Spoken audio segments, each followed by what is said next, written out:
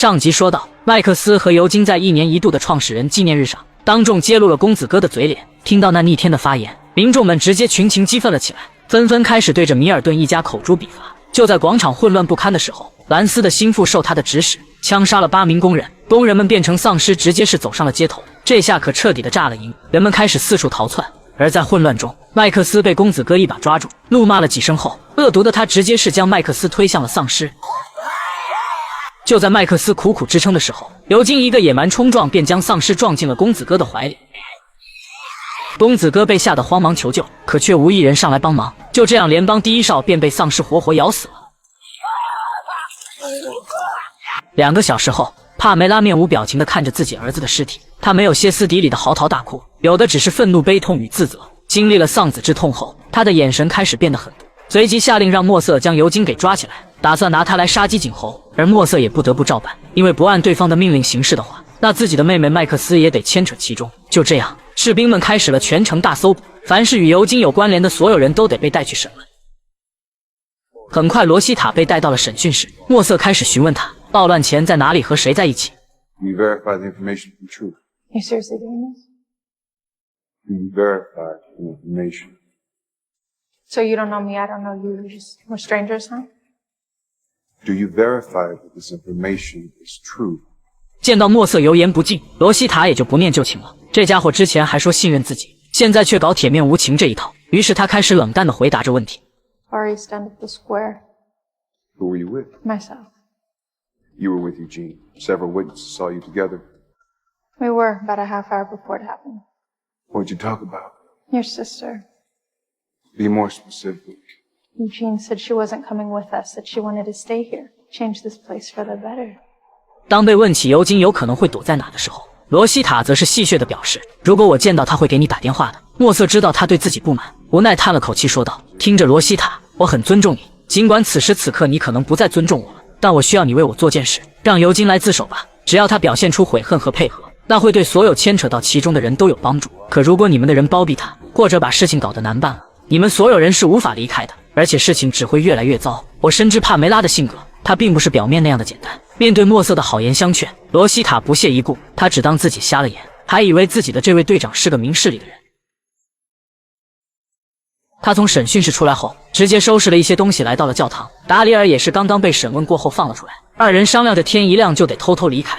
这时尤金从里面走了出来，他从暴乱后就一直躲在这里。达里尔觉得现在情况有些糟糕，外边到处都是士兵的搜查，要不了多久就会搜到这里，必须得尽快带着尤金离开。刚好他知道东边有个出口可以逃到外城，只要在士兵换岗的时候溜出去就可以。这时尤金说道，我知道我这么讲的话多少有些不知好歹了，但我真的不能丢下麦克斯，很感激你们为我的事情操心，是我连累了你们，但我不能就这么一走了之，留下麦克斯一个人去面对这一切。找不到他我是不会离开的，至少要确保他是安全的。罗西塔能理解他的心情，于是便安慰他安心躲在这里，他则出去寻找麦克斯，到时候把他们2个一起送出去。听到他这么说，尤金这才稍稍的冷静下来。罗西塔也不墨迹，直接拿上武器开始出去寻人。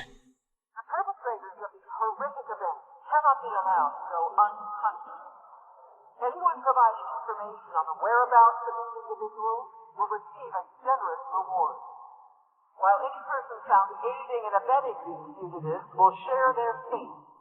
That is swift and final justice.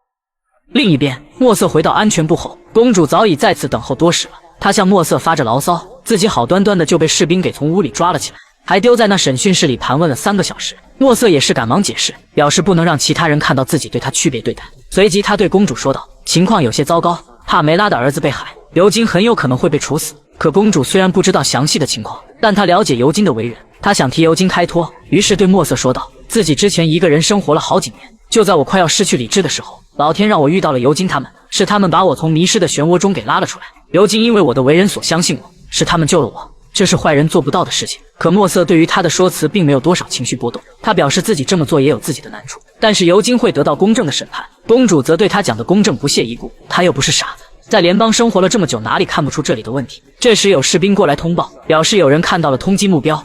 Let's head out. Gotta go. Yeah.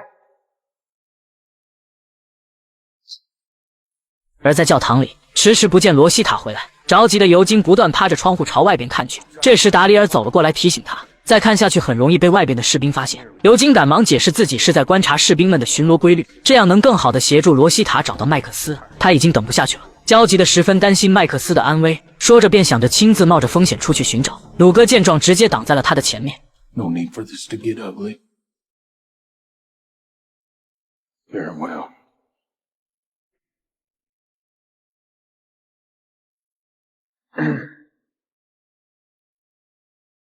达里尔就这么一言不发地瞅着他。刘金有几斤几两，他还不清楚吗？不过他也能理解他的心情。看着他这不断哈气炸毛的架势，鲁哥索性让开了身子。Go ahead.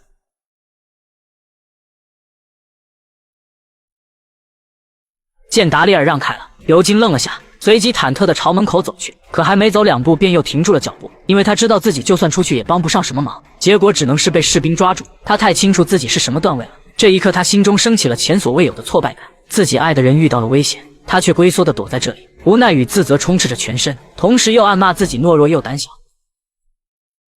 Because I'm a coward. No. It's because you're smart. I'm a liability, always have been. Relying on others to survive, counting on their courage due to a dearth of my own help. The only way I bucked natural selection was my penchant for prevarication.